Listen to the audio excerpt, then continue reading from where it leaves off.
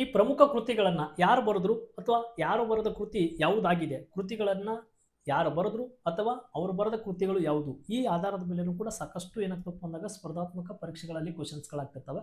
ಪ್ರಶ್ನೆ ಈ ತರ ಆಗಿದೆ, ವಿಷ್ಣು ಶರ್ಮಾ ಬರೆದ ಕೃತಿ ಯಾವುದು ಅಂತೇಳಿ ಇಲ್ಲಿ ಕ್ವಶನ್ಸ್ನ ಕೊಟ್ಟಿದ್ದಾನೆ.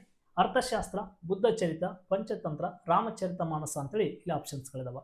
ಹಾಗಾದ್ರೆ ಈ ವಿಷ್ಣು ಶರ್ಮಾ ಬರೆದಂತ ಕೃತಿ ಯಾವುದು, ಸರಿಯಾದ ಉತ್ತರ ಯಾವುದು ಅಂತೇಳಿ ಇಲ್ಲಿ ನಾವು ನೋಡ್ಕೊತ ಬಂದಾಗ ಇದಕ್ಕೆ ಸರಿ ಉತ್ತರ ಏನಾಗ್ತದಪ್ಪ ಅಂತಂದಾಗ ಪಂಚತಂತ್ರ.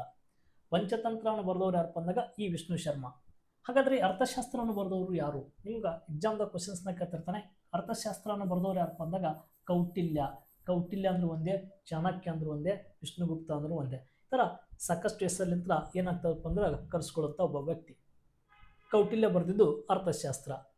ಇನ್ನು ಬುದ್ಧ ಚರಿತವನ್ನು ಬರೆದವರು ಯಾರು ಅಂತ ಕ್ವಶನ್ ನೋಡಿದಾಗ ನಾವು ಅಶ್ವಘೋಷ ಅಂತೇಳಿ ಕರಿತೇವೆ. ಅಶ್ವಘೋಷ. ಅಶ್ವಘೋಷ ಬರೆದಿದ್ದು ಬುದ್ಧ ಚರಿತೆ. ಸಾಕಷ್ಟು ಜನಕ್ಕೆ ಕನ್ಫ್ಯೂಸ್ ಆಗ್ತದ, ಅಶ್ವಘೋಷ ಬರೆದಿದ್ದು ಬುದ್ಧ ಚರಿತೆ ಆದರೆ ಇನ್ನು ಹರ್ಷಚರಿತೆಯನ್ನು ಬರೆದವರು ಯಾರು ಅಂತೇಳಿ ಬಾಣಭಟ್ಟ. ಹರ್ಷಚರಿತ್ರೆ ಅಂತ ಒಂದು ಬರ್ತದ, ಅದು ಯಾವ್ದಪ್ಪ ಅಂದಾಗ ಬಾಣಭಟ್ಟ ಬರೀತಾನೆ ನೋಡ್ರಿ, ಅದೊಂದು ಬರೆದೇ ಬಿಡ್ತೀನಿ ಇಲ್ಲಿ. ಹರ್ಷಚರಿತೆಯನ್ನು ಬರೆದವರು ಯಾರು ಅಂತ ಕ್ವಶನ್ಸ್ನ ಕೇಳ್ತಾನೆ. ಬುದ್ಧ ಚರಿತೆ, ಹರ್ಷಚರಿತೆ ಇವೆರಡು ಕನ್ಫ್ಯೂಸ್ ಆಗ್ತದೆ. ಇದನ್ನು ಬರೆದಿದ್ದು ಬಾಣಭಟ್ಟ. ಬಾಣಭಟ್ಟ ಇಲ್ಲಿ ಹರ್ಷವರ್ಧನ ಆಸ್ಥಾನದ ಕವಿ ಬಾಣಭಟ್ಟ ಆಗಿರ್ತಾನೆ. ಈತ ಹರ್ಷಚರಿತೆಯನ್ನು ಬರೀತಾನೆ.